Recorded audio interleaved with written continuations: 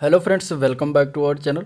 तो हम लोग डिस्कस कर रहे थे यूथ कंपटीशन टाइम्स बुक की, जो कि लेखपाल से संबंधित है और ये लेखपाल का ग्राम समाज एवं विकास की बुक है। तो इसका जो है अध्ययन कर रहे थे और आज हम फिर इस वीडियो में डिस्कशन करेंगे इसी के बारे में। और इसमें आज होगा चैप्टर 6, ठीक है। चैप्टर 5 तक जो है हो चुका है और चैप्टर 6 है ग्रामीण सामाजिक विकास, जिसका आज हम लोग देखेंगे इसके बारे में, ठीक है। तो इसमें बहुत सारी चीज़ें हैं, जैसे कि ग्रामीण रोजगार योजना, राष्ट्रीय ग्रामीण रोजगार गारंटी अधिनियम हुआ, इसके बारे में जानेंगे। काम के बदले अनाज, यानी जितने भी ग्रामीण सामाजिक विकास से संबंधित योजनाएं चलाई गई वो सारे उससे संबंधित हम इस वीडियो में जो है देखेंगे। फिर इसके बाद इससे संबंधित क्वेश्चन देखेंगे जो कि लास्ट में होगा। तो वीडियो को एंड तक देखिए, तभी इसका भरपूर फ़ायदा जो है एग्जाम में मिल पाएगा, ठीक है। और चलिए स्टार्ट करते हैं इस वीडियो को। स्टार्ट करने से पहले अगर आप लोग हमारे चैनल पर नए हैं तो चैनल को सब्सक्राइब करें, साथ में बेल आइकन भी प्रेस कर दें, जिससे कि नया वीडियो अपलोड हो तो आपको तुरंत उसका नोटिफिकेशन मिल जाए। तो ग्रामीण सामाजिक विकास, ठीक है। ग्रामीण सामाजिक विकास के अंतर्गत मुख्य रूप से सामाजिक महिलाओं का विकास, ग्रामीण बच्चों का विकास, अनुसूचित जातियों एवं अन्य वंचित समूहों का विकास और बच्चों, महिलाओं एवं अनुसूचित जाति, अनुसूचित जनजाति हेतु नीतियां, सामाजिक कानून को शामिल किया जाता है, ठीक है। तो इसमें इतने सारे पॉइंट जो है सामाजिक विकास के अंतर्गत आते हैं, ठीक है। जिसमें होता है महिलाओं का विकास, मुख्य रूप से ग्रामीण महिलाओं का विकास होता है, ग्रामीण बच्चों के विकास होता है, अनुसूचित जात, अनुसूचित जनजाति, अन्य वंचित समूह में जो जितने भी हैं वो सभी शामिल होते हैं इसमें, और उनसे संबंधित नीतियां होती हैं और उनसे संबंधित जो सामाजिक कानून होता है वो सारी चीज़ें इसमें आती हैं इसके अंतर्गत, ठीक है। तो सबसे पहले हम इसमें देखेंगे ग्रामीण महिलाओं का विकास, और इसके तहत जो है ग्रामीण महिलाओं की परिस्थिति के बारे में जानेंगे, विकास योजनाएं, ग्रामीण विकास की ग्रामीण महिलाओं की शिक्षा व प्रशिक्षण, ग्रामीण महिलाओं का स्वास्थ्य व पोषण, ग्रामीण महिलाओं का सशक्तिकरण यानी कि लैंगिक ढांचागत दृष्टिकोण की दृष्टि से देखेंगे, और ग्रामीण महिला सशक्तिकरण नीतियां व कार्यक्रम को भी शामिल करेंगे। तो ग्रामीण महिलाओं में प्रशस्ति और विकास योजनाएं, ठीक है। अब प्रशस्ति एवं विकास योजनाओं में जो है सामाजिक जननांक की परिस्थिति, सामाजिक परिस्थिति, आर्थिक परिस्थिति एवं राजनीतिक परिस्थिति को शामिल किया जाता है। अब इसके अंतर्गत हम देखेंगे सामाजिक जननांक की परिस्थिति, ठीक है। देखिए ग्रामीण, अभी ये जो इस तरीके से पूरा क्या कहते हैं कि विभाजित किया गया है, तो उसको अब एक एक पॉइंट उसमें इसी से देखेंगे। तो सबसे पहला पॉइंट आता है उसमें सामाजिक जननांक की परिस्थिति, इसके बारे में देखेंगे। इसके बाद जो है आएगा आपका आर्थिक परिस्थिति, उसको देखेंगे। फिर राजनीतिक को देखा जाएगा। तो इसमें देखिए ग्रामीण महिलाओं की सामाजिक जननांक की परिस्थिति के विषय में जानकारी प्राप्त करने के लिए समाज में महिलाओं के प्रति जो है दृष्टिकोण, स्वास्थ्य, शिक्षा जैसी महत्वपूर्ण सुविधाओं तक महिलाओं की पहुंच आदि का अध्ययन शामिल है, ठीक है। ये सारी चीज़ें जो है सामाजिक जननांक की परिस्थिति के अंतर्गत आती हैं, और इसका जो है मैं प्लेलिस्ट बना दूंगा, तो उसमें सारे इसके जितने भी और चैप्टर हैं वो सारे उसमें समाहित होंगे। तो आप लोग जाके उसको प्लेलिस्ट से पूरा चैप्टर इसको देख सकते हैं, ठीक है। चलिए, तो वर्ष 2011 की जनगणना के आंकड़ों के मुताबिक जो है भारत में महिलाओं की संख्या अगर देखा जाए तो 58,75,84,000 यानी कि कुल जनसंख्या का 48.5% महिलाएं हैं भारत में, ठीक है। प्रतिवर्ष जो है प्रति 1,000 पुरुषों पर महिलाओं की संख्या जो है कम होती जा रही है। 1971 की बात करें तो उस समय यह संख्या थी 930, महिलाओं की संख्या जो थी उस समय 930 थी प्रति 1,000 पुरुषों पर, और यह संख्या 1981 में जो है बढ़कर 934 हो गई, पर 1991 में घटकर 927 पर आ गई थी। इसके बाद 2001 में इसमें हल्की सी बढ़ोतरी हुई और यह संख्या 933 पर आ गई। वर्ष 2011 में प्रति 1,000 पुरुषों पर महिलाओं की संख्या जो है 943 थी, ठीक है। तो ये लास्ट जो जनगणना हुआ था वो 2011 में हुआ था, तो उसके अनुसार जो है 943 प्रति 1,000 पुरुषों पर प्रति महिलाएं थीं। अब सामाजिक परिस्थिति की और बात करते हैं तो महिलाओं की सामाजिक परिस्थिति में समाज में महिलाओं का दोयम दर्जा, दहेज प्रथा, उत्तराधिकार, साक्षरता, शैक्षणिक उपलब्धियां आदि शामिल होती हैं इसमें। 2011 में पुरुष साक्षरता दर जो है 80.9% था, और महिला साक्षरता दर जो था वो था 64.6%, ठीक है। अब हम इसके बाद बात करेंगे आर्थिक एवं राजनीतिक स्थिति के बारे में। इसमें हम देखेंगे तो आवधिक श्रम बल सर्वेक्षण जो 2019-20 के अनुसार ग्रामीण क्षेत्र में 24.7% और शहरी क्षेत्र में 5% महिलाएं जो है कार्यबल में थीं, जबकि 56.3% पुरुष ग्रामीण क्षेत्र में तथा 57.8% पुरुष शहरी क्षेत्र में कार्यबल थे। कुछ डाटा हुए जो डाटा आपको ध्यान में रखना है। वर्ष 1993 में संविधान में किए गए 73वें और 74वें संविधान संशोधन से एक निश्चित संख्या में महिलाएं पंचायती राज संस्थाओं में जो है आने आई। ठीक है, इसके बाद आप देखते हैं राष्ट्रीय ग्रामीण रोजगार गारंटी अधिनियम। ये क्या अधिनियम है? तो राष्ट्रीय ग्रामीण रोजगार अधिनियम राष्ट्रपति द्वारा 5 सितंबर 2005 को यह स्वीकृति प्रदान किया गया था और यह अधिनियम जो है 2 फरवरी 2006 को जो है लागू किया गया। इसे कई चरणों में लागू किया गया। पहले चरण की बात करें तो पहले चरण में 200 सबसे पिछड़े जिलों में लागू किया गया। 2007-2008 में दूसरी किस्त में 130 जिलों को और जोड़ा गया। 1 अप्रैल 2008 को यह योजना संपूर्ण भारत में जो है लागू की गई। 2 अक्टूबर 2009 को इसका नया नामकरण किया गया और नाम रखा गया महात्मा गांधी राष्ट्रीय ग्रामीण रोजगार गारंटी योजना, जिसको मनरेगा कहा जाता है। इस योजना के तहत जो प्रत्येक ग्रामीण परिवार के वयस्क सदस्य को न्यूनतम 100 दिन का अकुशल रोजगार उपलब्ध कराया जाता है। 9 जुलाई 2021 तक कुल जो है 3,566.29 करोड़ रोजगार दिवसों का सृजन किया जा चुका है, जिसमें महिलाओं के लिए 52.69%, अनुसूचित जाति के लिए 19.9% एवं अनुसूचित जनजातियों के लिए 17.5% है। अब बात करेंगे संपूर्ण ग्रामीण रोजगार योजना के बारे में। तो ये जो है 25 सितंबर 2001 को प्रारंभ किया गया था योजना, और यह कार्यक्रम पहले से जारी रोजगार आश्वासन योजना और जवाहर ग्राम समृद्धि योजना को मिलाकर बनाया गया था। इसका उद्देश्य ग्रामीण क्षेत्रों में खाद्य सुरक्षा के साथ साथ दिहाड़ी रोजगार के अवसर बढ़ाने के लिए स्थायी सामुदायिक परिसंपत्तियों का निर्माण करना है। योजना में खर्च की जाने वाली धनराशि केंद्र और राज्य सरकारों द्वारा 75:25 के अनुपात में वहन की जाती है। ये पॉइंट इंपॉर्टेंट है, ये पूछा गया है प्रीवियस ईयर लेखपाल के पेपर में। ठीक है, पूछा गया था कि जो है इस योजना के तहत जो केंद्र और राज्य सरकारों द्वारा कितने अनुपात में वहन किया जाता है, तो ये 75:25 के अनुपात में रहता है। इस योजना के अधीन जो है काम में लगे मजदूरों को दिहाड़ी के रूप में न्यूनतम 5 किलोग्राम अनाज और कम से कम 25% मजदूरी नगद दी जाती है। इसके बाद अब अगले हम बात करते हैं काम के बदले अनाज योजना। ठीक है, इसमें अगर हम बात करें तो राष्ट्रीय काम के बदले अनाज कार्यक्रम नवंबर 2004 में ग्रामीण विकास मंत्रालय और राज्य सरकारों के परामर्श से योजना आयोग द्वारा देश के चुने हुए 150 सर्वाधिक पिछड़े जिलों में जो है प्रारंभ किया गया था। इस कार्यक्रम का उद्देश्य सर्वाधिक पिछड़े 150 जिलों में संपूर्ण ग्रामीण रोजगार योजना के अंतर्गत उपलब्ध संसाधनों के अलावा अतिरिक्त संसाधन प्रदान करना है। ग्रामीण महिलाओं की शिक्षा व प्रशिक्षण की बात करेंगे तो पहली पंचवर्षीय योजना जो कि 1951 से 1956 तक थी, उसमें प्राथमिक, सेकेंडरी और विश्वविद्यालय तकनीकी व प्रौढ़ सभी स्तरों की शिक्षा के लिए लड़कियों हेतु शिक्षा सुविधाओं का विस्तार किया गया। 1958 में सरकार ने स्त्रियों की शिक्षा के लिए एक राष्ट्रीय समिति का भी गठन किया। इस समिति की सिफारिशों के आधार पर 1959 में सरकार ने भारत में महिला शिक्षा के लिए एक राष्ट्रीय परिषद का गठन किया। 1961-66 तक की तीसरी पंचवर्षीय योजना में गांवों तक में शिक्षा को ले जाने के लिए बाल सेविका प्रशिक्षण कार्यक्रम, संक्षिप्त स्कूल पाठ्यक्रम और प्रौढ़ महिलाओं के लिए व्यावसायिक प्रशिक्षण कार्यक्रम शुरू किए गए। प्रौढ़ शिक्षा कार्यक्रम के तहत जो है ज़्यादातर बालवाड़ियों की स्थापना की गई ताकि लड़कियों को बच्चों की देखभाल के लिए घर पर न रहना पड़े और वह जो है स्कूल जा सकें। ग्रामीण क्षेत्रों में महिला शिक्षकों की नियुक्ति की गई। ज़्यादा बालिका छात्रावासों की स्थापना की गई। प्रौढ़ शिक्षा कार्यक्रम को आगे बढ़ाने का लक्ष्य रखा गया। वर्ष 1986 में राष्ट्रीय शिक्षा नीति बनी। इसमें महिलाओं की शिक्षा पर जोर दिया गया। बालिका शिक्षा संबंधी योजनाओं की बात करें तो प्राथमिक शिक्षा में बालिकाओं की भागीदारी बढ़ाने के लिए राष्ट्रीय और राज्य स्तरों पर कई कदम उठाए गए हैं।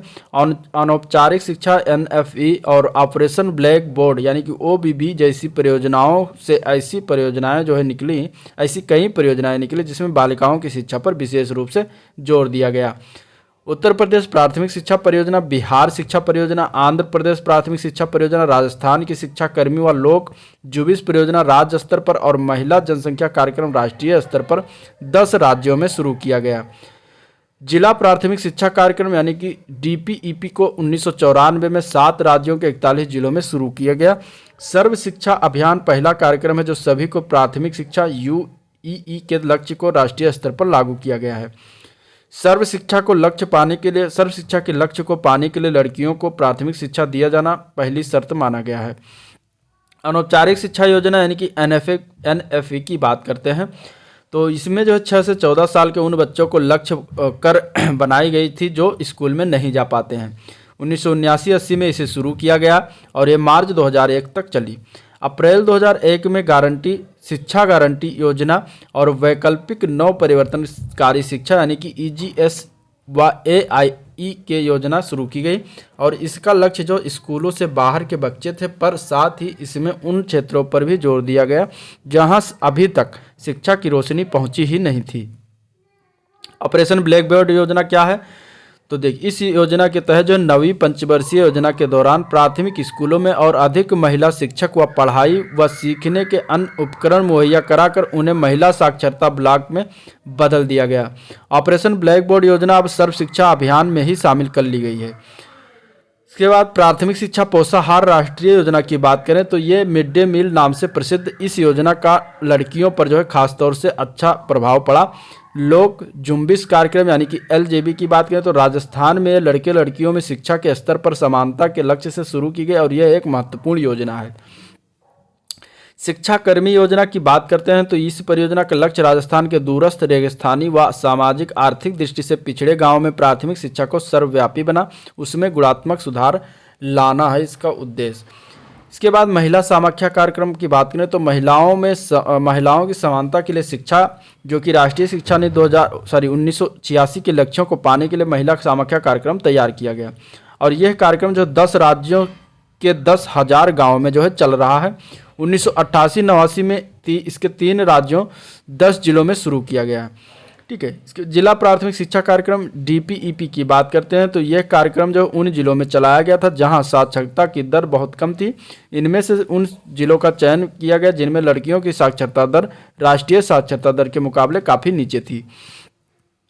आगे हम बात करते हैं तो संविधान संशोधन अधिनियम 2002 की बात कर लेते हैं। इसमें क्या हुआ था तो 14 साल के बच्चों के निःशुल्क शिक्षा की संवैधानिक प्रतिबद्धता को पूरा करने के लिए संविधान में जो है 86वां संविधान संशोधन किया गया और इसमें जो है सभी राज्यों पर 6 से 14 साल के बच्चों को अनिवार्य और निःशुल्क शिक्षा देने की जिम्मेदारी डाली गई है जो कि संविधान के 21वीं धारा के तहत मौलिक अधिकार में आता है। इसके अलावा संशोधन 6 साल तक के बच्चे की देखभाल और शिक्षा की जिम्मेदारी भी राज्यों पर डालता है। नीति निर्देशक तत्वों की धारा 45 के तहत ये राजनीति के तहत आता है।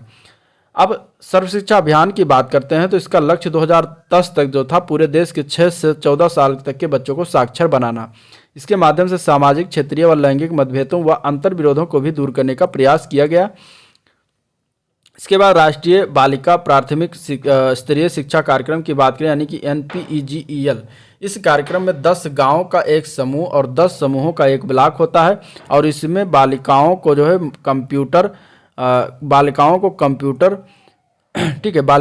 कंप्यूटर, फिल्म शो, पाठ्य सामग्री, स्वास्थ्य सुरक्षा के तरीके, साइकिल चलाना आदि के जरिए जो है शिक्षा दी जाएगी। ग्रामीण महिला प्रशिक्षण की बात करें तो महिलाओं के संदर्भ में प्रशिक्षण का अर्थ होता है आर्थिक मजबूती, निर्णय निर्माण, आत्मविश्वास, कार्य क्षमता का जो है विकास प्रक्रिया में भागीदारी की क्षमता, संगठित होकर सामूहिक रूप से काम करने की क्षमता इसका अर्थ बनता है। ठीक है, ग्रामीण महिलाओं के प्रशिक्षण के क्षेत्र निम्नलिखित हैं: स्वास्थ्य, पोषण व बच्चों की देखभाल, कृषि, कुटीर उद्योग और अन्य क्षेत्र आते हैं। ग्रामीण महिलाओं को प्रशिक्षण प्रदान करने वाली प्रमुख संस्थाएं हैं जो निम्न हैं: केंद्रीय समाज कल्याण बोर्ड, ठीक है, राज्य समाज कल्याण सलाहकार बोर्ड, कृषि विज्ञान केंद्र, महिला मंडल, विभिन्न स्वयंसेवी एवं गैर सरकारी संगठन। ठीक है, अब हम बात करेंगे किसान क्रेडिट कार्ड योजना क्या है। तो इस योजना की बात करें तो 1998-99 वाणिज्यिक बैंकों, क्षेत्रीय ग्रामीण बैंकों तथा सहकारी बैंकों से देय ऋण को सुसाध्य बनाने के लिए प्रारंभ किया गया था। किसान क्रेडिट कार्ड का उपयोग किसान खेती के लिए बीज, उर्वरक और कीटनाशक आदि की जरूरत की वस्तुओं को खरीदने के लिए करते हैं। बजट 2020-21 के तहत पशुपालन तथा मत्स्य पालकों को भी किसान क्रेडिट कार्ड जारी किए गए हैं। KCC, इसको शॉर्ट फॉर्म में KCC कहते हैं। इस योजना के तहत जो सर्वाधिक हिस्सा वाणिज्यिक बैंकों का लगभग 75.68% और सहकारी बैंकों की बात करें तो 12.26% और क्षेत्रीय ग्रामीण बैंकों का 12.06% है। अब हम बात करेंगे पूरा योजना। पूरा योजना क्या है? तो provision of urban amenities in rural area, यानी कि पूरा, इसको कहते हैं शॉर्ट फॉर्म में। यह योजना जनवरी 2003 में जो है पूर्व राष्ट्रपति डॉक्टर अब्दुल कलाम द्वारा तीव्र एवं सशक्त ग्रामीण विकास हेतु प्रस्तुत किया गया था। पूरा योजना के तहत जो है मूलभूत सुविधाएं जिनमें परिवहन, विद्युत, सिंचाई, पेयजल, स्वास्थ्य, ज्ञान आदि शामिल हैं। वर्ष 2012 में पूरा 2.0 की शुरुआत किया गया था। इसके अंतर्गत ग्रामीण व शहरी विभाजन को कम करने के लिए ग्रामीण क्षेत्रों में आजीविका के अवसरों एवं शहरी सुविधाओं को उपलब्ध कराया जाना सुनिश्चित था। अब हम बात करेंगे भारत सरकार की महिलाओं को प्रशिक्षण संबंधी कुछ योजनाएं हैं। मंत्रालय की बात करें तो मानव संसाधन मंत्रालय विभाग है, प्रौढ़ शिक्षा निदेशालय, महिला एवं बाल विकास विभाग। और इससे संबंधित योजना की बात करें तो प्रौढ़ शिक्षा प्रशिक्षण का प्रशिक्षण, ठीक है, महिला साक्षरता, बालवाड़ी कार्यकर्ता प्रशिक्षण, बाल सेविका कार्यकर्ता प्रशिक्षण, आंगनवाड़ी कार्यकर्ता प्रशिक्षण, महिला कार्यक्रम सहयोगार्थ यानी कि STP, राज्यों और केंद्र शासित प्रदेशों महिला विकास निगमों की स्थापना, महिलाओं के लिए रोजगार आय उत्पादक प्रशिक्षण और रोजगार उत्पादन इकाई की स्थापना के लिए स्वावलंबन योजना, कठिन हालात में रह रही महिलाओं के लिए प्रशिक्षण केंद्र अथवा प्रशासन केंद्रों की स्थापना संबंधी सुधार योजना, प्रौढ़ महिलाओं के लिए शिक्षा और व्यावसायिक प्रशिक्षण संबंधी संक्षिप्त पाठ्यक्रम, सामाजिक आर्थिक पाठ्यक्रम, ग्रामीण व गरीब महिलाओं की जागृति संबंधी पाठ्यक्रम, ये कार्यक्रम सारे चलाए जाते हैं। अब श्रम मंत्रालय के अधीन की बात करें कि इसके अंतर्गत कौन कौन सी योजनाएं चलाई गई और विभाग कौन सा आता है, तो महानिदेशक निपुणता पाठ्यक्रम कार्यालय रोजगार व प्रशिक्षण केंद्र विभाग आता है। इसके तहत योजनाओं की बात करें तो व्यावसायिक प्रशिक्षण और आधारभूत, advance skill course, instructional training course, 3 type course श्रम मंत्रालय के तहत चलाया जाता है। इसके बाद अब स्वास्थ्य एवं परिवार कल्याण मंत्रालय की बात करते हैं तो ये विभाग आता है इसमें, स्वास्थ्य एवं परिवार कल्याण विभाग। अब इसके अंतर्गत योजना चलाई गई महिला स्वास्थ्यकर्ता प्रशिक्षण, महिला स्वास्थ्य सहायता प्रशिक्षण, दाई प्रशिक्षण, ये 3 प्रकार के प्रशिक्षण चलाए गए हैं। अब इसके बाद उद्योग मंत्रालय के अंतर्गत बात करें तो विकास आयुक्त खादी एवं ग्रामीण उद्योग आयुक्त विभाग के अंतर्गत जो योजनाओं की बात करते हैं तो लघु उद्योग में टेक्निकल ट्रेडर्स प्रशिक्षण, लघु उद्यमियों सुपरवाइजरी कार्मिक के लिए औद्योगिक प्रबंधन का प्रशिक्षण, महिलाओं के लिए उद्यमिता विकास कार्यक्रम, ग्रामीण उद्योगों संबंधी विभिन्न पाठ्यक्रमों में प्रशिक्षण, इस प्रकार की योजनाएं जो है इससे सम्मिलित हैं। आगे बात करते हैं ग्रामीण महिलाओं के स्वास्थ्य एवं पोषण को प्रभावित करने वाले कुछ कारक हैं, जैसे कि पुरुष प्रधान सामाजिक ढांचा, जन्म के साथ लैंगिक भेदभाव, कुपोषण एवं निरक्षरता, अकुशल श्रम एवं कठोर शारीरिक श्रम, ये सारे जो हैं ग्रामीण महिलाओं के स्वास्थ्य एवं पोषण को प्रभावित करते हैं। ठीक है, इसके बाद कम उम्र में विवाह भी एक प्रभावित करने का कारक है। बार बार गर्भधारण और गरीबी, ये सारे जो है प्रभावित करते हैं। आगे हम बात करते हैं कि भारत में ग्रामीण क्षेत्र की महिलाओं की जानकारी प्रदान करने वाले कुछ प्रमुख सूचक हैं, जैसे कि जीवन दर, जनसंख्या में लैंगिक अनुपात, कम वजन और कम लंबाई, खून की कमी यानी कि एनीमिया और प्रसूति मृत्यु। ठीक है, ये सारी चीज़ें जो हैं वो प्रमुख सूचक हैं जो कि भारत के ग्रामीण क्षेत्रों की महिलाओं की जानकारी प्रदान करते हैं। आगे हम बात करें तो भारत सरकार द्वारा ग्रामीण महिलाओं के स्वास्थ्य व पोषण स्तर के सुधार के लिए विभिन्न नीतियां व कार्यक्रम बनाए गए हैं जो कि निम्नलिखित हैं, अब उनको देखते हैं। जैसे ग्रामीण महिलाओं का स्वास्थ्य व पोषण की बात करें तो मातृ स्वास्थ्य कार्यक्रम चलाया गया। मातृ स्वास्थ्य देखभाल शुरू से ही परिवार कल्याण कार्यक्रम का ही हिस्सा ही है। राष्ट्रीय पौष्टिक एनीमिया नियंत्रण कार्यक्रम और गर्भवती माँ के लिए टीका यानी कि टीकाकरण कार्यक्रम का हिस्सा है और दाई प्रशिक्षण कार्यक्रम को लागू किया गया। अब गरीबी का दृश्य चक्र देख लेते हैं। तो गरीबी की बात करें इसमें तो देखते हैं, देखिए गरीबी जो है आहार व पौष्टिक तत्वों के शरीर में कमी, ठीक है, कुपोषणता से कुपोषण संबंधी रोग व संक्रामक रोग हो जाते हैं। इसके बाद जो है बच्चों की लंबाई नहीं बढ़ती और उनका शरीर व मानसिक विकास भी ठीक से नहीं हो पाता।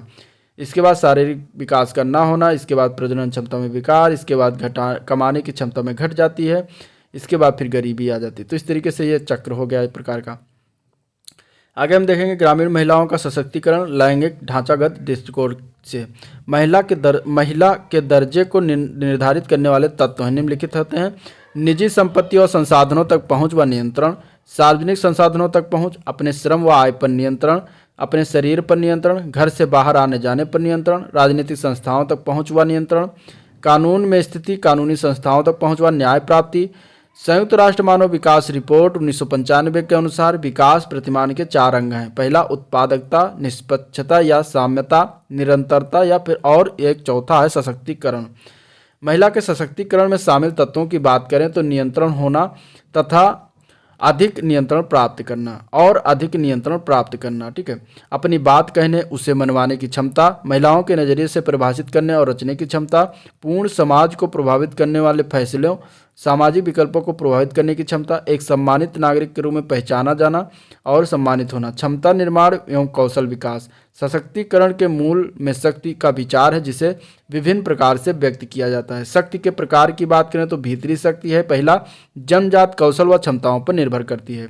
दूसरा है के लिए शक्ति, यानी कि यह शक्ति काम करने के लिए और जिम्मेदारियां लेने तथा उन्हें हस्तांतरित करने में काम ली जाती है।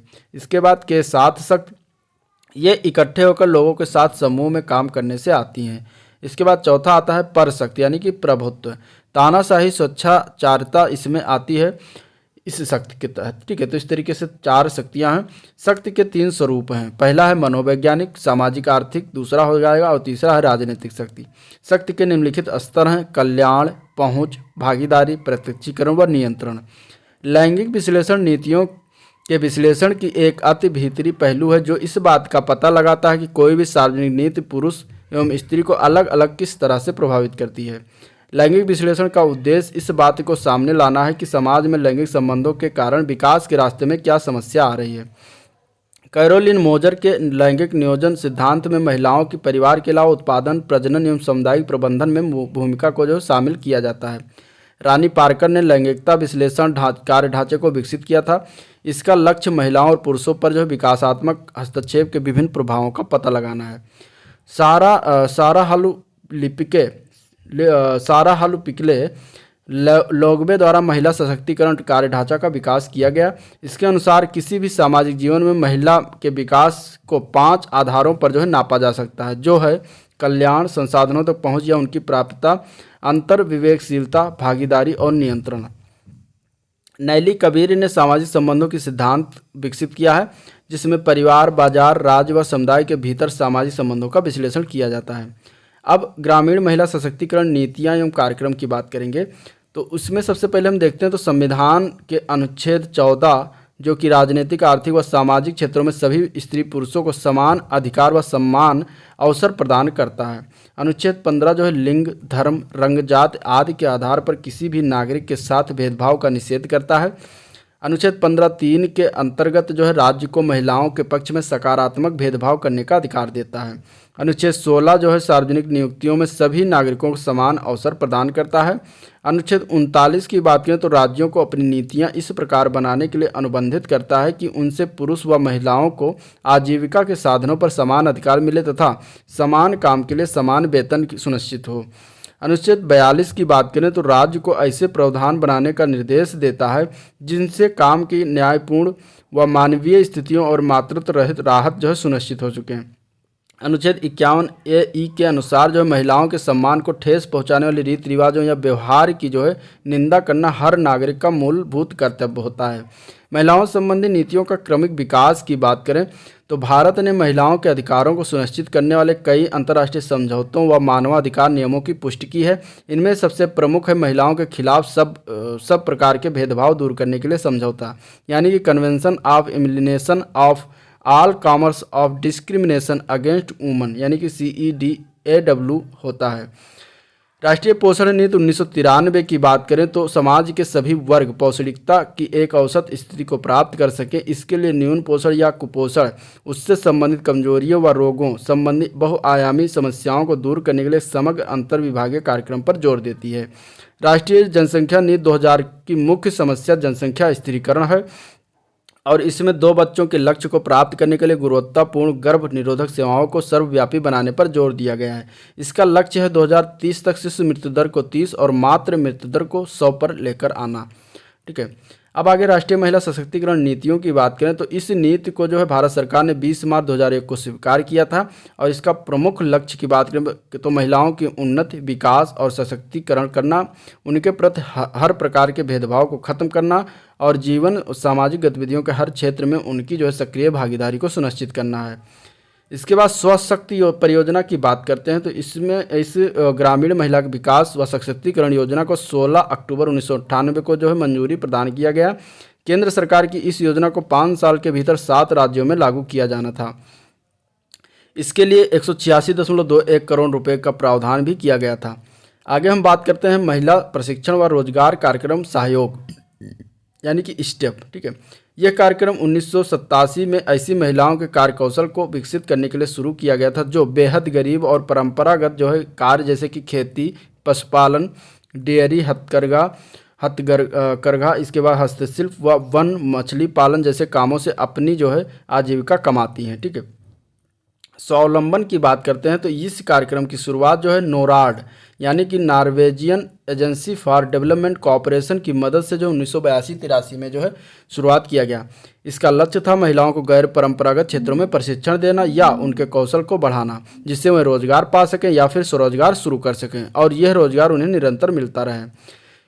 इसमें गरीब व ज़रूरतमंद महिलाओं, समाज के कमज़ोर वर्ग की महिलाओं जैसे कि अनुसूचित जात, जनजाति की महिलाओं को प्रशिक्षण दिया जाता है। पहले इस कार्यक्रम का नाम जो है महिलाओं का आर्थिक कार्यक्रम था, जिसके बाद में बदलकर स्वावलंबन कर दिया गया।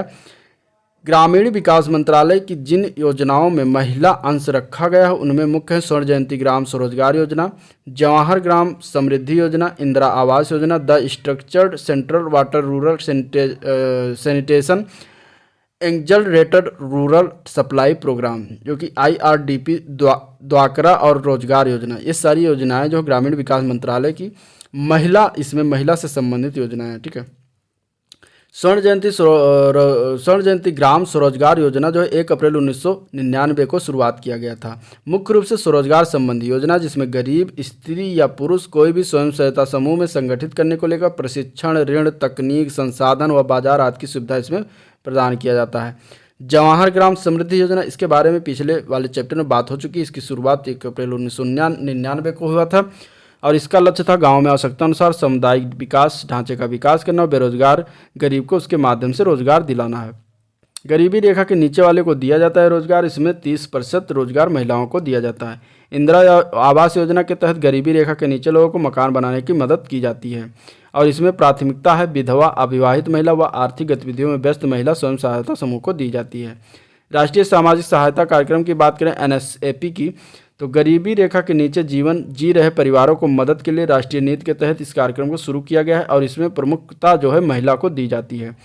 यह योजना जो है मुख्य रूप से 3 कार्यक्रमों को मिलाकर बनाई गई है: राष्ट्रीय वृद्धावस्था पेंशन योजना, राष्ट्रीय पारिवारिक लाभ योजना, राष्ट्रीय मातृत्व लाभ योजना। ग्रामीण स्वच्छता कार्यक्रम की बात करें तो इसके तहत जो है गाँव के परिवारों को सैनिटरी शौचालय बनाने के लिए मदद जो है दी जाती है। ठीक है, इसके बाद हम बात करते हैं ग्रामीण श्रम आपूर्ति कार्यक्रम के तहत महिलाओं को हैंडपंपों के रखरखाव, मरम्मत का प्रशिक्षण दिया जाता है। ग्रामीण क्षेत्र में महिला एवं बाल विकास स्कीम यानी कि WDCRA को स्वर्ण जयंती ग्राम स्वरोजगार योजना में ही जो है शामिल कर लिया गया है। ठीक है, तो इस तरीके से इसमें जो है ये चीज़ें शामिल की गई। ठीक है, आगे हम बात करते हैं इसका मकसद जो क्या था, तो गरीब परिवार की महिलाओं को आर्थिक दृष्टि से आत्मनिर्भर बनाना। ठीक है, अब ग्रामीण बच्चों का विकास और ग्रामीण बच्चों की स्थिति देखते हैं। इसमें हम बात करें तो ग्रामीण बच्चों के विकास में जो है ग्रामीण बच्चों की स्थिति, ग्रामीण बच्चों का स्वास्थ्य एवं पोषण, ग्रामीण बच्चों की शिक्षा और समेकित बाल विकास सेवा योजना को शामिल किया गया है। इसमें भारत में बच्चों की संख्या जो है जनसंख्या संसार में सबसे अधिक है। 15 वर्ष से कम आयु के बच्चे लगभग कुल जनसंख्या का लगभग 26.5% हैं। भारत की जनगणना 2011 के अनुसार वर्ष 0 से 6 वर्ष की आयु के बच्चों की संख्या 164 मिलियन यानी कि 16 करोड़ 45 लाख है। शिशु मृत्यु दर जो 1971 में प्रति 1000 पर 129 थी, वो 2019 में घटकर 30 हो गई है। ठीक है, कामकाजी बच्चे की बात करें तो बाल अधिकारों पर संयुक्त राष्ट्र की सर्वसम्मत प्रतिज्ञा 1981 में संयुक्त राष्ट्र द्वारा स्वीकृत की गई और भारत सरकार ने इसे दिसंबर 1992 में लागू कर दिया। सम्मिलित सेवा प्रदान करने के लिए जिन कार्यक्रमों की पहचान की गई वह हैं समुदाय आधारित सम्मिलित सेवाएं यानी कि IBCS, स्वयं सिद्ध प्रशिक्षण एवं रोजगार सहयोग कार्यक्रम यानी कि स्टेप, स्वावलंबन, राष्ट्रीय साक्षरता अभियान 1, समेकित बाल विकास सेवाएं यानी कि ICDS, शहरी झुग्गियों में पर्यावरण सुधार, बाल उत्तरजीविता और सुरक्षित मातृत्व, उत्पादक व बाल स्वास्थ्य आयोडीन न्यूनता रोग कार्यक्रम। डायरिया नियंत्रण, जल एवं आरोग्य, समेकित ग्राम विकास कार्यक्रम, प्रधानमंत्री रोजगार योजना, स्वर्ण जयंती रोजगार स्वरोजगार योजना, इंदिरा आवास योजना, राष्ट्रीय मुक्त विद्यालय और अनौपचारिक शिक्षा इत्यादि चीज़ें हैं। देश में बाल मजदूरी से संबंधित 2 कानून है। पहला है बंधुआ मजदूर उन्मूलन कानून जो कि 1976 और दूसरा है बाल श्रम रोकथाम और नियमन कानून 1986। ठीक है। प्रमुख बाल योजनाओं की बात करें कौन कौन से हैं, तो समेकित बाल विकास सेवा योजना, ग्रामीण क्षेत्रों के लिए महिला और बच्चों का विकास, शिशु सदन निधि, शिशु गृह योजना, बालिका समृद्धि योजना, मिड डे मील यानी कि दोपहर का भोजन योजना, गैर सरकारी संगठनों का सहायता, प्रजनन व बाल विकास कार्यक्रम। समेकित बाल विकास सेवा योजना की बात करें तो 2 अक्टूबर 1975 को यह लागू किया गया, शुरुआत किया गया और 33 ब्लॉक में समेकित बाल विकास सेवा कार्यक्रम जो है शुभारंभ किया गया। और यह छोटे बच्चे, गर्भवती स्त्रियों को स्तनपान कराने, महिलाओं, अन्य महिलाओं, किशोरियों के समूहों को जागरूक बनाने तथा स्वास्थ्य एवं पोषण, जल एवं पर्यावरण की स्वच्छता की जानकारी तथा इन्हें बनाए रखने के लिए विधियाँ और उपाय सिखाने हेतु विशेष उपाय करता है।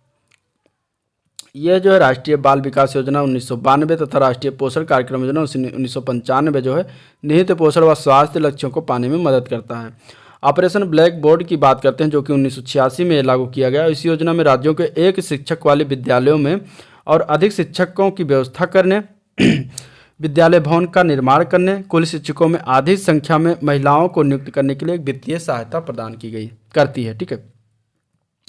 जिला शिक्षा एवं प्रशिक्षण संस्थान डायट की बात करते हैं 1988 में।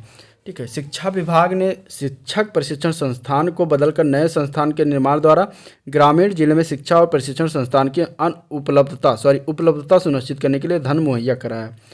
संपूर्ण साक्षरता अभियान जो कि 1988 में स्टार्ट किया गया। इसमें जो है औपचारिक कक्षाओं द्वारा व्यावसायिक कौशल के प्रशिक्षण के साथ साथ वयस्क साक्षरता निर्देश प्रदान करने के असफल प्रयास के बाद शिक्षा विभाग ने वयस्क साक्षरता को बढ़ाने के लिए पूर्ण साक्षरता अभियान की ओर रुख किया। ठीक है।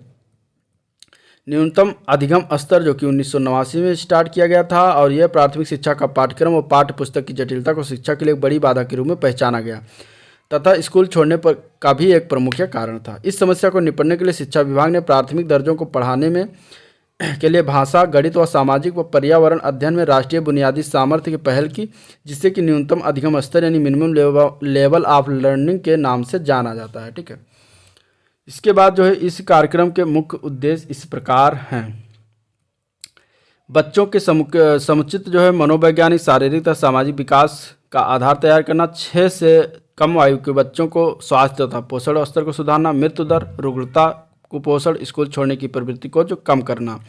इसके बाद बाल विकास प्रोत्साहन योजना, प्रोत्साहन हेतु जो है विभिन्न विभागों के बीच जो है नीति और क्रियान्वयन हेतु जो है समन्वय स्थापित करना। सामुदायिक शिक्षा द्वारा बच्चे के समान स्वास्थ्य और पोषण आवश्यकताओं की पूर्ति हेतु माता को जो अधिक सक्षम बनाए, सारे उद्देश्य रहे हैं।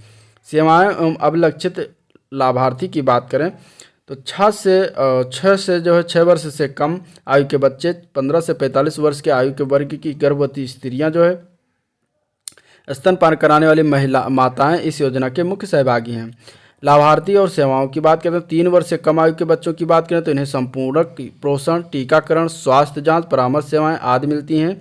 इसके बाद 3 से 6 वर्ष की आयु के बच्चे की बात करें तो संपूरक पोषण, टीकाकरण, स्वास्थ्य जांच, परामर्श सेवाएं, अनौपचारिक स्कूल पूर्व शिक्षा भी इसमें ऐड कर दिया गया है। गर्भवती तथा स्तनपान कराने वाली माताओं को जो है संपूर्ण पोषण, टीकाकरण, स्वास्थ्य जांच, पोषण व स्वास्थ्य शिक्षा सेवाएं मिलती है। 15 से 45 वर्ष की आयु के वर्ग की महिलाओं को जो है पोषण व स्वास्थ्य शिक्षा प्रदान किया जाता है। सेवाओं का निष्पादन की बात करें तो ग्रामीण शहरी क्षेत्रों में 1000 आबादी पर और आदिवासी क्षेत्रों में 750 की आबादी पर आंगनवाड़ी केंद्र स्थापित किए जाते हैं। आंगनवाड़ी केंद्र में जो 6 सेवाएं दी जाती हैं वो इस प्रकार हैं। आंगनवाड़ी केंद्र में जो 6 सेवाएं उसमें से स्वास्थ्य जांच है, टीकाकरण है, परामर्श सेवाएं, संपूरक पोषण है, पोषण एवं स्वास्थ्य शिक्षा है, प्रारंभिक शैशवाकालीन देखरेख व पूर्व शिक्षा आता है।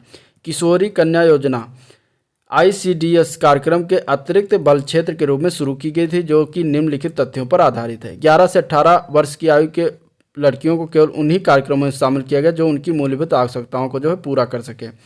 किशोरी एक महत्वपूर्ण मानव संसाधन तथा ICDS लक्ष्यों तथा समुदाय के बीच जो है महत्वपूर्ण कड़ी है। ठीक है। 11 से 18 वर्ष की लड़कियों के लिए बनाई गई इन योजनाओं के निम्नलिखित उद्देश्य है। पहला है 11 से 18 वर्ष की आयु की वर्ग के लड़कियों को पोषण तथा स्वास्थ्य परिस्थिति को सुधारना। दूसरा, अनौपचारिक शिक्षा प्रणाली तथा उनकी अपेक्षित साक्षरता तथा अंक ज्ञान उपलब्ध कराना। सामाजिकता के प्रति जागरूक करना व निर्णय क्षमता का विकास करना। तीसरा है कन्याओं को प्रशिक्षित करना, घरेलू हुनरों में जो है दक्ष बनाना, हुनर, ठीक है, उन्हें सामाजिक रूप से सुदृढ़ कर उनकी निर्णय क्षमता का विकास करना। स्वास्थ्य, पोषण, स्वच्छता, गृह प्रबंध, शिशु देखभाल, परिवार कल्याण हेतु जागृति पैदा करना। इसके बाद बालिका संपर्क साधन की बात करते हैं। तो इसमें देखिए, यह योजना जो है 11 से 15 वर्ष की आयु की वर्ग की बालिकाओं के लिए है और इसके अंतर्गत प्रत्येक आंगनवाड़ी की बात करें, इससे आंगनवाड़ी से 3 कन्याओं का जो चयन किया जाता है। गरीबी रेखा के नीचे रहने वाले परिवारों की बालिकाओं को जो प्राथमिकता इसमें दिया जाता है। सप्ताह के सभी 6 कार्य दिवसों में 500 कैलोरी तथा 20 ग्राम प्रोटीन युक्त आहार दिया जाएगा। आंगनवाड़ी कार्यकर्ता तथा सुपरवाइजर 6 महीने का सेवाकालीन प्रशिक्षण देंगी। बालिका मंडल की बात करते हैं तो यह योजना जो है 15 से 18 वर्ष की आयु के वर्ग की कन्याओं के लिए स्टार्ट किया गया और इसका उद्देश्य है अनौपचारिक शिक्षा, घरेलू हुनरों के दक्ष बनाना। स्वयं सिद्ध की बात करें तो 9वीं पंचवर्षीय योजना के अंतर्गत इंदिरा महिला योजना को 238 ब्लॉकों के स्तर से बढ़ाकर इसे समेकित महिला सशक्तिकरण कार्यक्रम स्वयं सिद्ध के रूप में जो है 650 ब्लॉकों में लागू करने की संकल्पना की गई थी। स्वयं सिद्ध का उद्देश्य क्या था? तो इसमें था एकजुटता, आंदोलन की एक सतत प्रक्रिया, संसाधनों तक स्त्रियों की पहुंच तथा नियंत्रण को सुनिश्चित कर स्त्रियों का सर्वांगीण, विशेष रूप से सामाजिक व आर्थिक दृष्टि से सशक्तिकरण करना था। अब अनुसूचित जातियों, अनुसूचित जनजातियों और अन्य वंचित समूहों के विकास की बात करें तो सबसे पहले अनुसूचित जातियों के विकास देखते हैं। तो भारत के संविधान के अनुच्छेद 341-42 में जो है सिकी राज्य अथवा केंद्र शासित प्रदेश के संबंध में अनुसूचित जातियों को परिभाषित किया गया है।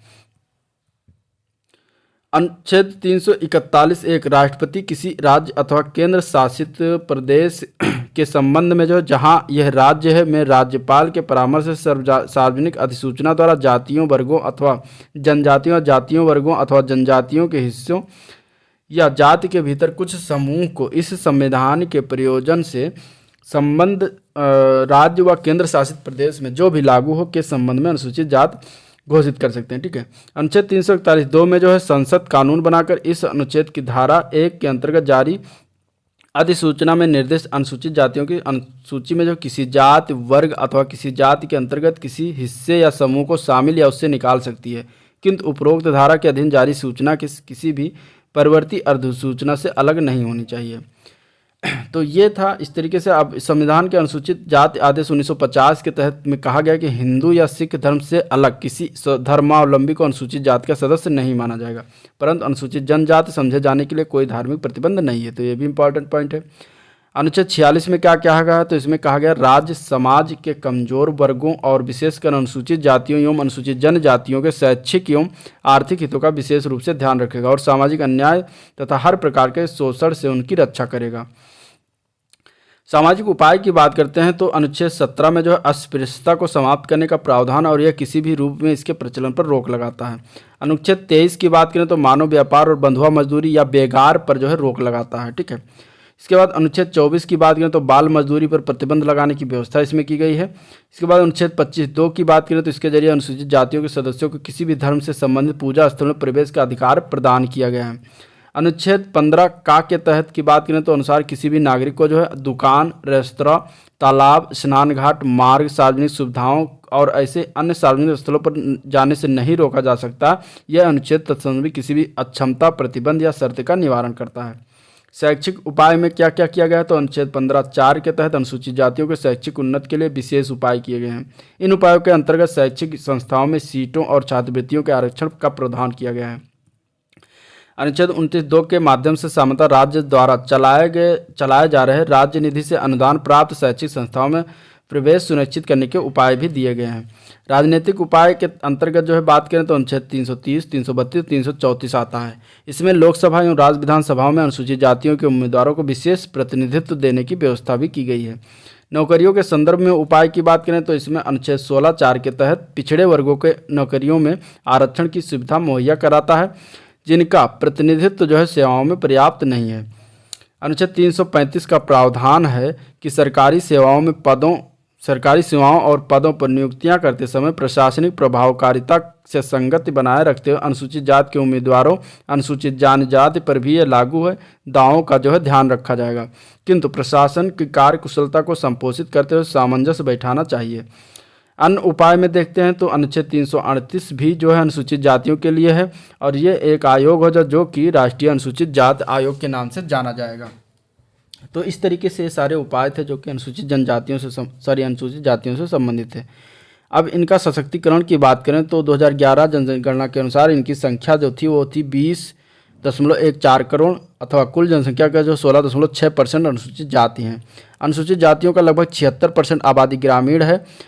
भारत की अनुसूचित जातियों की कुल जनसंख्या का 20% अकेले उत्तर प्रदेश में निवास करती है। भारत में अनुसूचित जातियों की अधिकता वाले राज्यों की बात करें तो पश्चिम बंगाल, बिहार, तमिलनाडु, आंध्र प्रदेश आदि शामिल हैं। सामाजिक न्याय और अधिकारिता मंत्रालय अनुसूचित जातियों के विकास के लिए निम्नलिखित योजनाएं लागू करता है। शैक्षिक विकास में देखें तो अनुसूचित जातियों के विद्यार्थियों के लिए मैट्रिक परिवर्तित छात्रवृत्ति योजना देश में अपने तरह की सबसे बड़ी शैक्षिक छात्रवृत्ति योजना है, जिसका लक्ष्य अनुसूचित जातियों में उच्च शिक्षा को प्रोत्साहित करना है। अन्य योजनाओं में अस्वच्छ व्यवसायों में लगे जो है लोगों के लिए बच्चों के लिए मैट्रिक पूर्व छात्रवृत्ति, अनुसूचित जातियों के लड़कों एवं लड़कियों के लिए छात्रावास, पुस्तक बैंड, अनुसूचित जाति विद्यार्थियों में योग्यता प्रोत्साहित करने के लिए शिक्षण एवं अन्य सहायक योजनाएं शामिल हैं। आर्थिक विकास की बात करें तो अनुसूचित जाति वित्त एवं विकास निगम, राष्ट्रीय सफाई कर्मचारी वित्त एवं विकास निगम, अनुसूचित जाति विकास निगम क्रमशः केंद्र और राज्यों के स्तर पर अनुसूचित जाति से संबंधित व्यक्तियों के आर्थिक विकास में महत्वपूर्ण भूमिका निभा रहे हैं।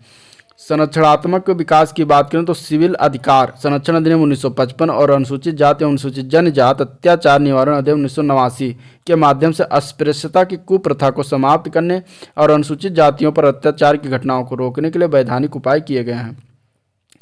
अनुसूचित जातियों अथवा अनुसूचित जनजातियों से संबंधित प्रतिभाशाली विद्यार्थियों के लिए सन 2002-3 में डॉक्टर अंबेडकर राष्ट्रीय छात्रवृत्ति प्रारंभ की गई, जिसका उद्देश्य कमजोर वर्गों से संबद्ध प्रतिभाशाली विद्यार्थियों की पहचान और उन्हें उच्चतर शिक्षा के लिए प्रोत्साहित करना तथा उनमें सहायक पहुंचना है। 20 सूत्री कार्यक्रम चलाया गया, केंद्र सरकार द्वारा 1975 में आरंभ किया गया, जो कि 1986 में से संशोधित किया गया।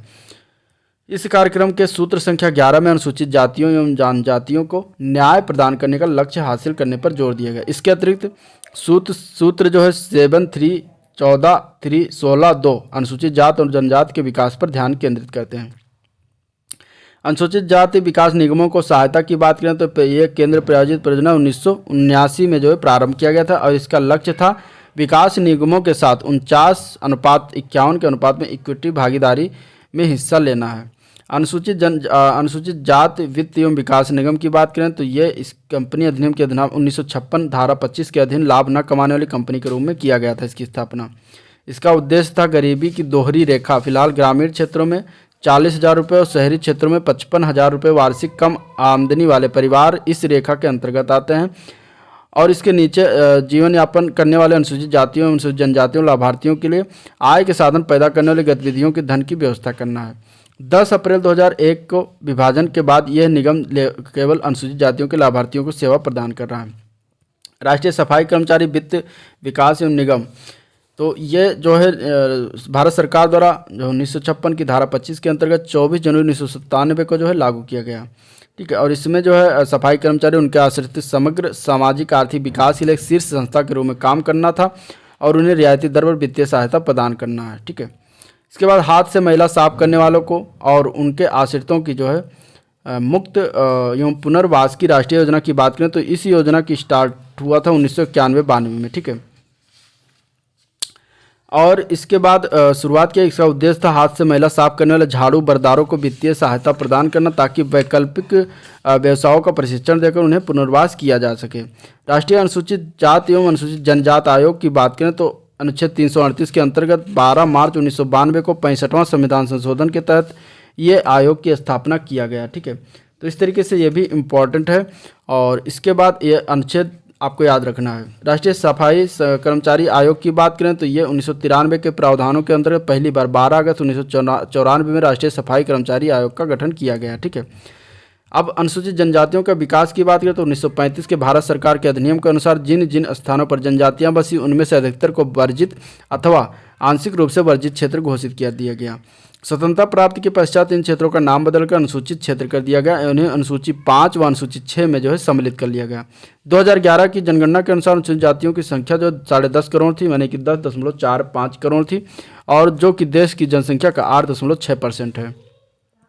संवैधानिक अवधारणा में देखें तो 342 में इनके बारे में जो है उल्लेखित है।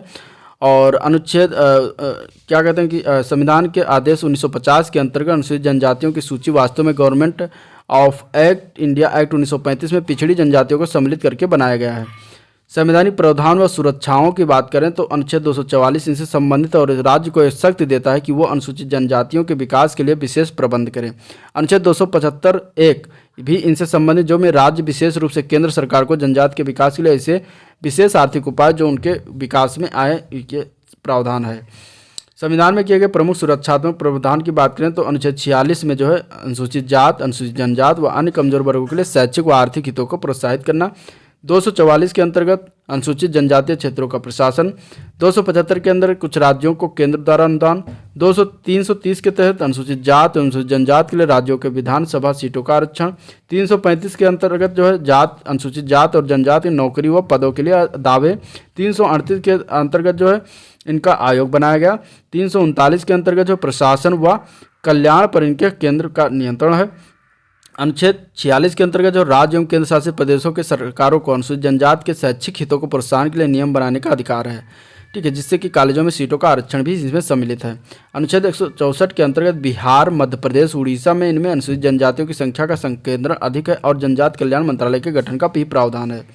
अनुच्छेद 244 के अंतर्गत जो है ऐसे राज्यों में जिनमें जनजातीय संख्या बहुत अधिक है, असम को छोड़कर अनुसूचित क्षेत्रों तथा राज्यों की जनजातियों के प्रशासन के प्रावधानों को शामिल करने के लिए संविधान में 5वीं अनुसूची जोड़ने की जो है व्यवस्था भी की गई है। अनुच्छेद 275 जो है केंद्र सरकार द्वारा राज्य सरकारों को अनुसूचित जनजाति के कल्याण को प्रोत्साहित करने तथा उन्हें बेहतर प्रशासन मुहैया कराने के लिए विशेष अनुदान देने का भी प्रावधान है। अनुच्छेद 338 का के अनुसार जो है राष्ट्रीय अनुसूचित जनजाति आयोग के नाम से जाना जाएगा। अनुसूचित जनजाति के आर्थिक विकास के लिए 2 राष्ट्रीय स्तर संस्थाओं की स्थापना की गई है। एक है tribal cooperative marketing development federation और इसकी स्थापना 1987 में किया गया, ठीक है। इसके बाद national schedule caste and schedule tribes finance एवं डेवलपमेंट कॉरपोरेशन राष्ट्रीय अनुसूचित जाति एवं अनुसूचित जनजाति विकास निगम 1989 में स्थापित किया गया। बंधुआ मजदूर की बात करते हैं तो भारत में बंधुआ मजदूर की गरीबी की समस्या जो है प्रकटना से जुड़ी हुई, जो कि जमीन और धन के अभाव से जुड़ी हुई। आंध्र प्रदेश में जो बेट्टी, ऋण गुलामी, भगोला, चक्री जीतम इत्यादि नाम से जानी जाने वाली व्यवस्था तेलंगाना क्षेत्र में व्याप्त सामंती अर्ध सामंती स्थितियों के चलते असमान सामाजिक संरचना से पैदा हुई। बिहार में जहां इस व्यवस्था को कानिया व सेवकिया यानी पलामू, कमौती यानी संथाल परगना, हरवाही, भागलपुर, कांध, देवघर, मौती, गोड्डा, कृथांती यानी दुमका के नाम से जाना जाता है। कर्नाटक में इस व्यवस्था को जीथा के नाम से जानते हैं। मध्य प्रदेश में इसको कमिया एवं सौरिजा यानी कि छत्तीसगढ़, हरवाह यानी कि बैतुल, बरौंदिया, कामदार, माहीदार, महिंद्री, हालिज, मुरैना, बरसिया, कबरानी, बालाघाट, विंध्य क्षेत्र के हरवाही के नाम से इसे जानते हैं। उड़ीसा में बंधुआ मजदूर को गोठी के नाम से जानते हैं। राजस्थान में ऋण बंधुआ सागरी व्यवस्था के नाम से जानते हैं। उत्तर प्रदेश में ये कई नामों से जानी जाती है, जैसे कि बेगार, बंधुआ मजदूर, बंधक, बाजगी, सेवक, हरवाह आदि।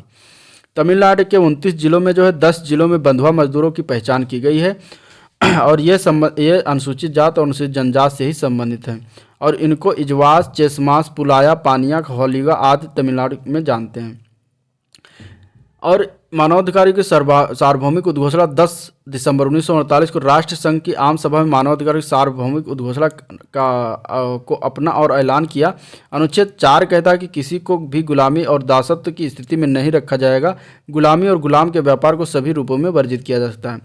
बंधुआ मजदूर व्यवस्था जो है उन्मूलन 1976, ठीक है। बंधुआ मजदूर उन्मूलन 1976। इसमें जो है बंधुआ श्रम का अर्थ जो है बंधुआ मजदूर व्यवस्था खंड 2 के अंतर्गत किया जाने वाला कोई भी श्रम या सेवा होता है। और बंधुआ मजदूर का मतलब ऐसे मजदूर से होता है जिसने बंधुआ ऋण किया हो या जो लेता है। खंड 2F बंधुआ ऋण व्यवस्था का अर्थ बेगारी या आंशिक बेगारी है, जिसके अंतर्गत कर्ज लेने वाला कर्ज देने वाले के साथ समझौता करता है या किया है। भारत का संविधान अनुच्छेद 23 के तहत मानव व्यापार का निषेध करता है। ठीक है, ये सारी चीज़ें हैं।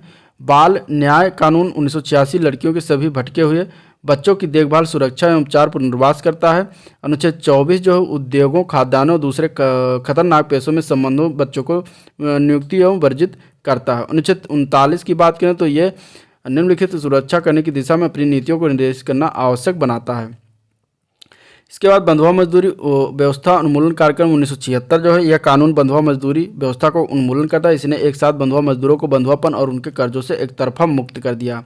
बंधुआ मजदूर के पुनर्वास के लिए कार्यक्रम की बात करें तो इसमें राज्य सरकारों की सहायता के लिए श्रम मंत्रालय द्वारा बंधुआ मजदूरों के पुनर्वास के लिए मई 1978 में केंद्रीय प्रायोजित योजना के कार्यक्रम की शुरुआत की, जिसमें जो 2000 रुपये पुनर्वास की सहायता दी जाती है और केंद्र और राज्य सरकार जो है 50-50 का इसमें हिस्सेदारी होती है।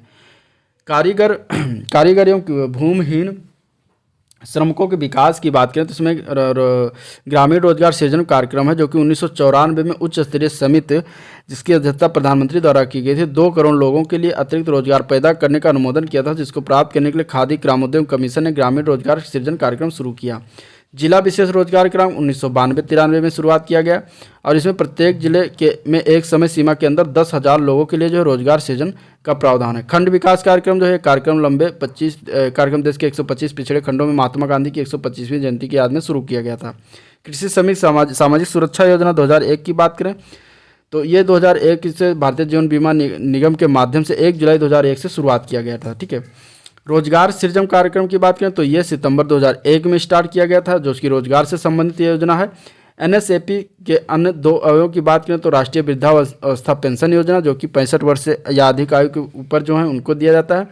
राष्ट्रीय परिवार लाभ योजना जो कि एक राष्ट्र बीपीएल परिवार के रोटी कमाने वाले मुखिया की मृत्यु होने पर प्रदान किया जाता है। अन्नपूर्णा स्कीम जो कि 2000 में प्रारंभ किया गया जिसमें 100% केंद्र प्रायोजित स्कीम थे। ठीक है, इसके बाद प्रधानमंत्री ग्रामोदय योजना 2001 और 2000 में प्रारंभ किया गया।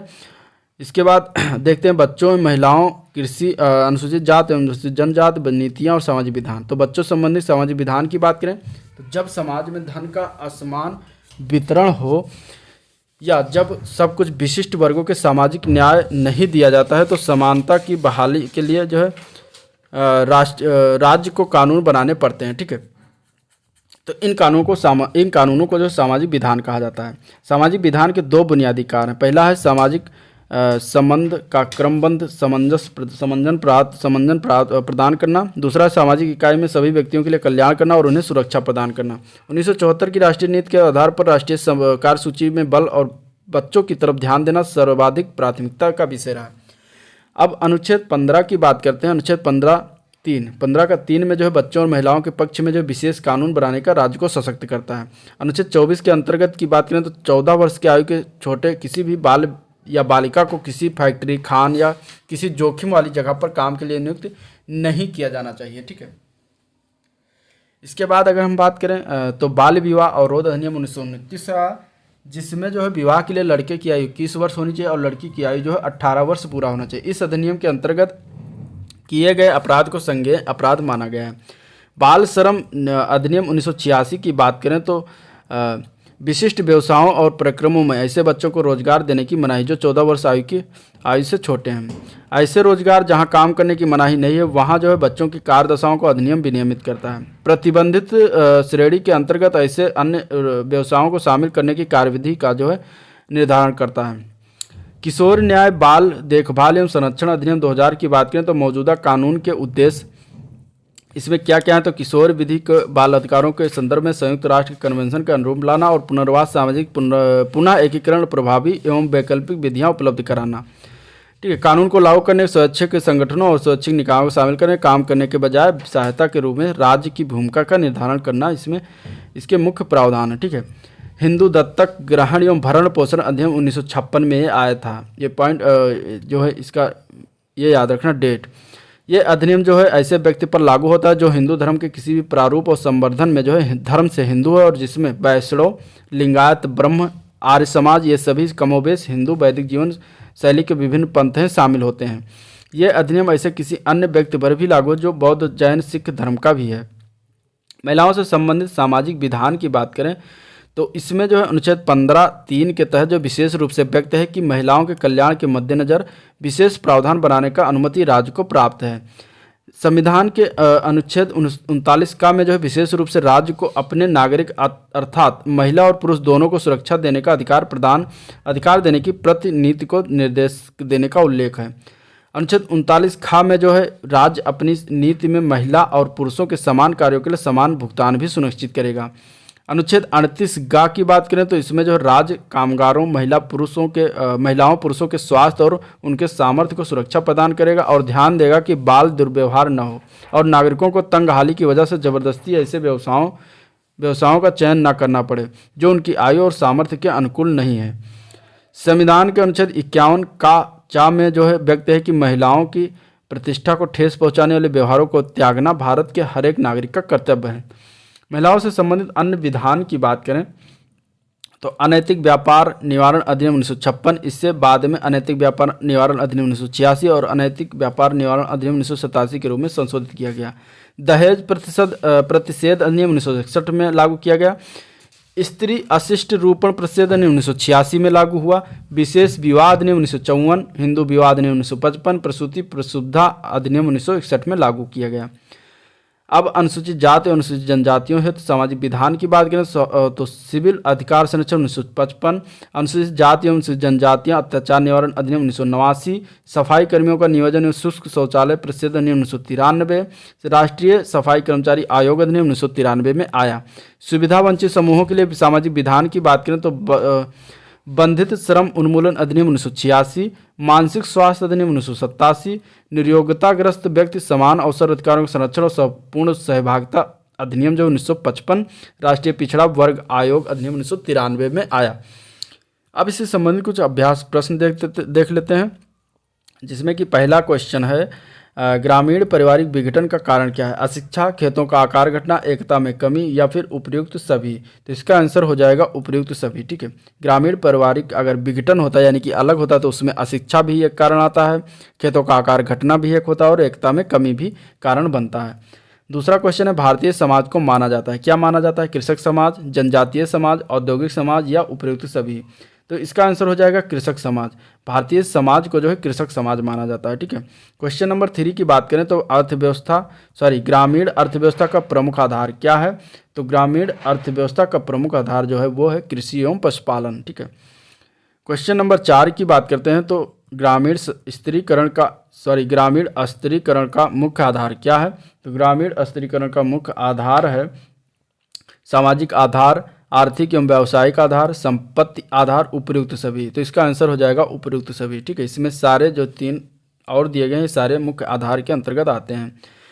क्वेश्चन नंबर 5 है निम्नलिखित में से कौन सा सामाजिक विकास का प्रतीक है? तो सामाजिक विकास का प्रतीक जो होता है वो महिलाओं का सशक्तिकरण भी होता है, महिलाओं की ओर से तलाक लिए जाने की प्रवृत्ति भी होती है, महिलाओं के लिए सकल नामांकन अनुपात में जो वृद्धि होती है वो भी होता है। तो इस तरीके से इसका ऑप्शन जो है उपर्युक्त सभी डी पार्ट से ही हो जाएगा। ठीक है, और इस तरीके से ये था कुछ क्वेश्चन और चैप्टर 6 जिसका डिस्कशन हुआ। अगर वीडियो पसंद आया तो लाइक करिए, चैनल को भी सब्सक्राइब करिए, साथ में बेल आइकन भी प्रेस करिए और अपने दोस्तों में ज़्यादा से ज़्यादा शेयर करिए। तो आज के लिए इतना ही, मिलते हैं नेक्स्ट वीडियो में इसी का नेक्स्ट चैप्टर 7 लेकर, जो कि बहुत ही इंपॉर्टेंट है, तो उसको देखेंगे, डिस्कशन करेंगे। आज के लिए इतना ही, थैंक यू।